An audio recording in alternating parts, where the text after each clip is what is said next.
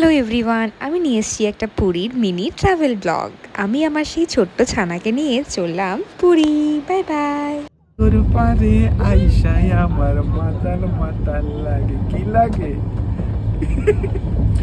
এই সাগর পারে আইসায় আমার মাতাল মাতাল লাগে।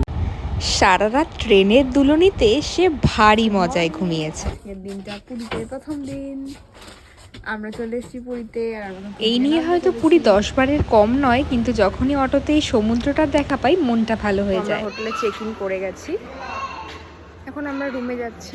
আমাদের হোটেলটা ছিল খুবই সুন্দর, একদম নিলিবিলি পরিবেশে। যেহেতু আমরা দুটো ছোট ছোট ছানাকে নিয়ে ঘুরতে এসেছিলাম, আমার বরের কলিগের ছেলে 1.5 বছর আর আমার ছেলে সবচেয়ে ছোট 3 মাসের, তাই জন্য আমরা সমুদ্র থেকে 200 মিটার দূরেরই একটা হোটেল বুক করেছিলাম। রুমটাও ছিল খুবই ক্লিন অ্যান্ড ইমেন্স।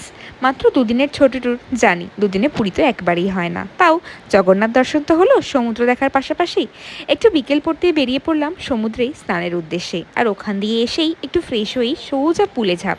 তারপর সুন্দর করে রেডি হয়ে নতুন কুর্তি পরে বেরিয়ে পড়লাম জগন্নাথ দর্শনে। হ্যাঁ, সন্ধেবেলাতেই গেছিলাম, কারণ এই রোদে গরমে ছানাকে নিয়ে তো বেরোনোই যাবে না। আগের বছর থেকেই একই মাসে একই সময় সব অজান্তেই পুরীতে পুজো দিয়েছিলাম ছেলেকে নিজের মধ্যে নিয়ে, আর এইবার সে কোলে।